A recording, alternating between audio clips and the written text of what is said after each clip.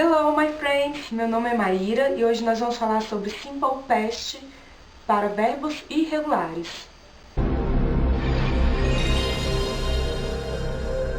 Bom, pessoal, na nossa última aula nós falamos sobre o passado simples, porém era com os verbos regulares. Então a gente tinha uma regra, acrescentar o ED após o verbo principal. Então nós temos aqui dois exemplos de frases. I worked, o verbo trabalhar no passado, por causa do ED, ontem, yesterday, e outra frase é you played soccer with them. Então, you played, o ED no verbo play, para que o verbo play fique no passado, ok? Então, essa é a regra básica para o passado simples de verbos regulares. E nós tínhamos também a questão da forma negativa e interrogativa. Tanto na forma negativa como na forma interrogativa, nós utilizamos o verbo auxiliar did, que did vai indicar que a frase está no passado. Então vamos passar a primeira frase para a forma negativa e interrogativa para a gente fazer um breve resumo. Forma negativa, para dizer eu não trabalhei ontem, eu vou dizer I didn't. E é work, tiro o ED, porque agora eu não preciso, porque o did já está indicando o passado, ok? Yesterday. E forma interrogativa, relembrando que a gente coloca o did na frente do sujeito. Nesse caso, eu. Did I work, tiro o ED, porque o did já está indicando o passado. Work yesterday. Did I work yesterday? Ponto de interrogação. Certo? Então, isso daqui foi um breve resumo para a gente agora começar a falar sobre os verbos irregulares.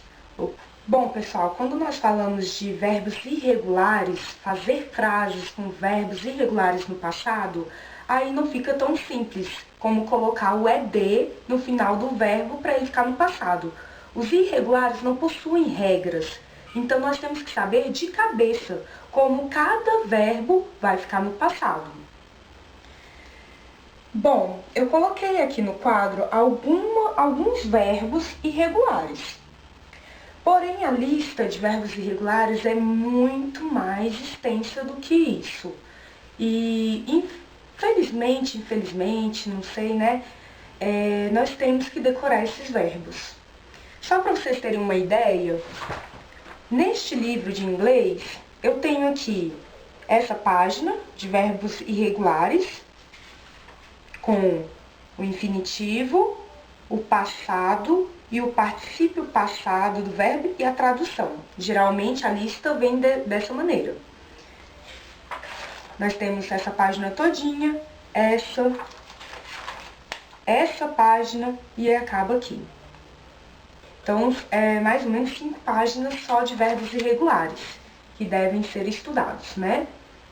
Essa lista vocês podem encontrar nos dicionários de inglês ou na maioria dos livros de inglês também eles possuem, né? Não são todos, mas a maioria possui essa lista de verbos irregulares. O que nós vamos utilizar é a segunda coluna, que é o passado simples, que nós estamos estudando hoje. Bom, então vamos ver aqui. O verbo make, por exemplo, eu tenho que saber de cabeça que o verbo fazer, make, no passado fica made. É algo que eu já estudei, então por isso eu já sei de cabeça. O verbo take, no passado fica took. O verbo come, came. O verbo become, que é o verbo tornar-se, fica became. Bem parecido, né? Know, que é o verbo conhecer, saber, knew. Find, que é o verbo encontrar, found. Have, have. Give, gave. Né? Então, nós temos aqui o verbo fazer, pegar, vir, tornar-se, saber, conhecer, find, encontrar, have, ter, give, dar. Então, esses daqui são alguns exemplos de verbos irregulares. Bom, então um verbo que nós vamos usar agora para dar um exemplo de frase no passado com verbo irregular é o verbo give. Eu quero usar o verbo give, o verbo dar, para escrever uma frase dizendo: eles deram presentes para as crianças. Eles deram, então vou colocar esse verbo give no passado. Então como que eu vou colocar esse verbo give? A princípio, como nós estamos estudando, eu vou ver se esse verbo está nesta lista. Este verbo, vou procurar, ele está aqui na lista. Se ele está na lista de verbos irregulares, eu tenho que colocar ele do jeito que ele é. Ah, teacher, mas e se ele não estivesse nessa lista? O que eu faria para colocar este verbo no passado? Eu colocaria o ed, porque ele seria um verbo regular, visto que ele não está aqui na lista de verbos irregulares, certo? Se ele não está aqui, coloco o ed. Mas ele está, então eu vou colocar o verbo give no passado. Eles deram, verbo give no passado fica gave, deram, presents, presentes, presents, to the children, para as crianças. Children, ok? Então, para vocês verem a diferença entre verbos regulares e irregulares, eu vou colocar agora uma frase usando o verbo work e eu quero dizer que eu trabalhei ontem. Eu trabalhei ontem, então vamos colocar aqui, verbo work. Vou procurar este verbo work na lista de verbos irregulares. Procurei, não encontrei, isso quer dizer que ele é regular. Se eu não encontrei aqui, o que eu vou fazer? Colocar o ed. O verbo work, trabalhar, vai ficar no passado. I worked, coloco o ed, eu trabalhei ontem, yesterday. Eu trabalhei ontem. Ok? Essa é a diferença. Então, enquanto nós não soubermos de cabeça os verbos irregulares, nós vamos usando a listinha. Mas a intenção é a gente saber esses verbos. E como que a gente vai aprender a decorar esses verbos?